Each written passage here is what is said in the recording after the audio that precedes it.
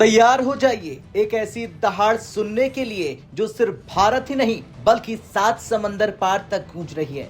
आपकी स्क्रीन पर जो आग का गोला आप देख रहे हैं, ये कोई साधारण मिसाइल नहीं है, न ही कोई साधारण ड्रोन है। ये है भारत का स्वदेशी वायु अस्त्र 1, एक ऐसा लोइटरिंग म्यूनिशन जो हवा में तब तक मंडराता है जब तक उसे अपने शिकार की गंध न मिल जाए। दुश्मन के टैंक के ऊपर काल बनकर गिरने वाला ये हथियार उसकी कब्र खोदने के लिए काफी है। आज भारत ने रक्षा क्षेत्र में वो मुकाम हासिल कर लिया है जिसके लिए दुनिया अब तक इजराइल और अमेरिका जैसे देशों की तरफ हसरत भरी निगाहों से देखती थी। निबे ग्रुप ने वो कारनामा कर दिखाया जिसने वैश्विक रक्षा बाजार में हलचल पैदा कर दी। दरअसल तारीख थी 18 और 19 अप्रैल 2026। राजस्थान की वो झुलसा देने वाली भीषण गर्मी जहां इंसान का टिकना मुश्किल होता है, वहां निबे लिमिटेड की टीम ने एक इतिहास रचने की तैयारी की थी। वायु अस्त्र 1 को पहली बार पोखरण की तपती रेतीली पहाड़ियों में आजमाया गया। हवा में उड़ान भरने के बाद सबकी निगाहें स्क्रीन पर थी और फिर जो हुआ उसने सबको हैरान कर दिया। महज एक सिंगल अटेम्प्ट में इस आसमानी शिकारी ने 100 किलोमीटर दूर स्थित टारगेट के चिथड़े उड़ा दिए। 100 किलोमीटर की ये रेंज दुश्मन को संभलने का मौका भी नहीं देती, लेकिन असली जादू इसकी सटीकता में छिपा था। इसका CEP यानी सर्कुलर एरर प्रोबेबल 1 मीटर से भी कम दर्ज किया गया। रक्षा एक्सपर्टों की भाषा में कहें तो इसका मतलब है सर्जिकल प्रिसीजन, यानी अगर दुश्मन एक छोटी सी खिड़की के पीछे भी छिपा है तो वायु अस्त्र सीधा उसके सीने में जाकर फटेगा। और सबसे घातक फीचर इसकी अबोर्ट और री अटैक क्षमता।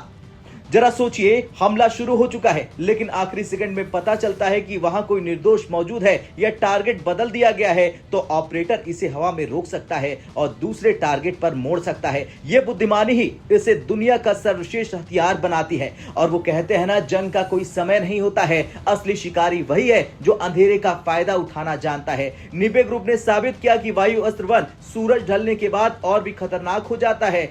अत्याधुनिक IR इंफ्रारेड कैमरे की मदद से इसने रात के सन्नाटे में एंटी आर्मर स्ट्राइक को अंजाम दिया। लेकिन यहाँ एक और क्रांतिकारी प्रदर्शन हुआ। कंट्रोल हैंडओवर 70 किलोमीटर दूर बैठे बेस स्टेशन से इस ड्रोन का नियंत्रण बॉर्डर के करीब मौजूद एक फॉरवर्ड कंट्रोल सेगमेंट को सौंपा गया था।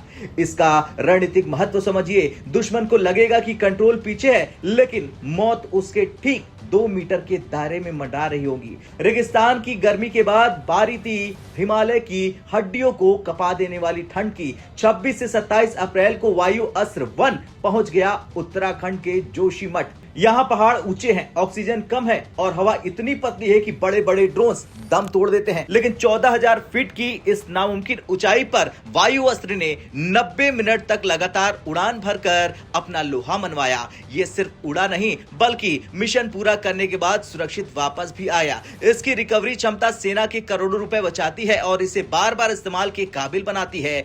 LAC पर तैनात हमारे जवानों के लिए ये किसी वरदान से कम नहीं है, क्योंकि अब पहाड़ की चोटियों के पीछे छिपे बंकरों को नष्ट करना बच्चों का खेल हो जाएगा। खैर, चाहे चीन की दुर्गम पहाड़ियां हो या पाकिस्तान के तपते रेगिस्तान, भारत का ये वायु अस्त्र 1 अब हर उस जगह पहुंच सकता है जहां देश की संप्रभुता को खतरा होगा।